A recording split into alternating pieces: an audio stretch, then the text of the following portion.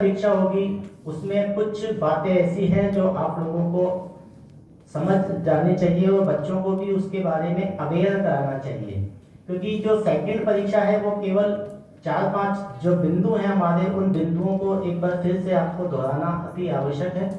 उसमें सबसे पहला तो यह है कि वो परीक्षा केवल वही बच्चा दे पाएगा जो बोर्ड की प्रथम परीक्षा में पंजीकृत है और प्रथम परीक्षा में बैठा है। जो छात्र प्रथम परीक्षा में नहीं बैठा है वो किसी भी परिस्थिति में सेकंड परीक्षा में बैठने के लिए योग्य ही नहीं है।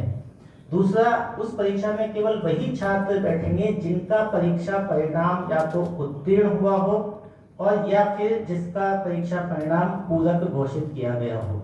जो छात्र पूर्ण रूप से अनुत्तीर्ण घोषित किया गया है वो छात्र सेकंड परीक्षा के लिए योग्य नहीं है। उसको अगले वर्ष 2027 की परीक्षा में वापस से सभी सब्जेक्ट में बैठना पड़ेगा।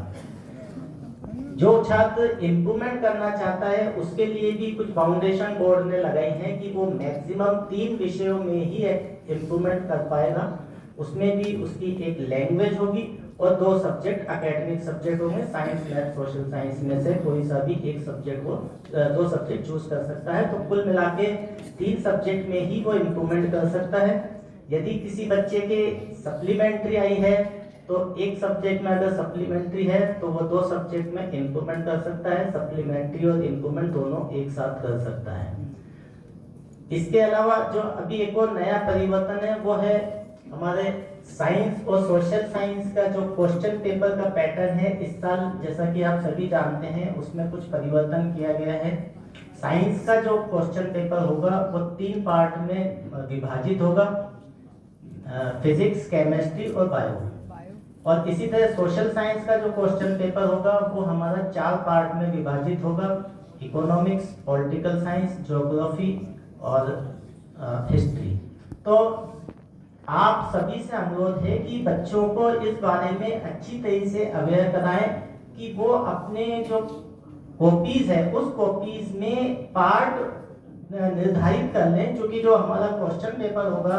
उसमें भी ये लिखा हुआ होगा, उसमें भी ये इंस्ट्रक्शंस होंगे कि पार्ट ए के लिए 1 से लेकर 10 पेज तक आप सुरक्षित रखें, पार्ट बी के लिए इस पेज से इस पेज तक सुरक्षित रखें, पार्ट सी के लिए इस पेज से इस पेज तक सुरक्षित रखें। और बच्चे को इस बारे में अच्छी तरह से सेंसिटाइज भी करें कि वो अपने क्वेश्चंस का आंसर उस पार्ट में ही दे। अगर वो उनको मिक्सअप कर देगा तो जैसा कि हमारे परिपत्र में भी इस बारे में लिखा हुआ है कि उसका उस आंसर्स को इवेल्युएट नहीं किया जाएगा और वो सही होने के बावजूद भी हो सकता है कि उसके अंक नहीं दिए जाएं। तो इस मंच के माध्यम से मैं आप सभी से अनुरोध करना चाहूंगा कि अपने जितने भी कक्षा 10 के छात्र हैं उनको इस बारे में बहुत अच्छी तरीके से समझाएं। और जैसा कि कई स्कूलों ने तो अभी जो प्री बोर्ड की परीक्षाएं ली हैं बोर्ड के इसी पैटर्न के आधार पर ली हैं। और तीसरा जो हमारा इस साल सबसे बड़ा परिवर्तन है वो है कक्षा 12 की जो हमारी उत्तर पुस्तिकाओं का मूल्यांकन होगा वो ऑन स्क्रीन मार्किंग सिस्टम के माध्यम से किया जाएगा। क्योंकि ये एक तरीके से नया सिस्टम है और अधिकतर जो अध्यापक हैं, जो हमारे टीचर्स हैं, वो हो सकता है कि कंप्यूटर के कॉपीज जांचने के संदर्भ में ज़्यादा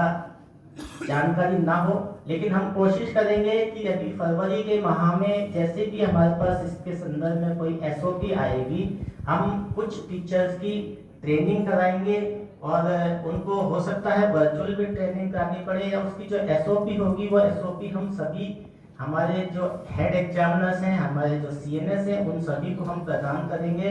और कोशिश करेंगे कि एक डेमो हम उसका कर सकें, एक ड्राई रन भी कर सकें, ताकि टीचर्स को जब वो एक्चुअली कॉपी उसको पीडीएफ फॉर्मेट में आएगी उसको इवेल्युएट करना आसान होगा। तो आप सभी, और साथ में एक और अनुरोध है जो कि यहाँ पे कई विद्यालय के हेड ऑफ इंस्टीट्यूट, जब हमारा इवेल्युएशन हो रहा होता है उस समय अधिकतर स्कूल से टीचरों को रिलीव नहीं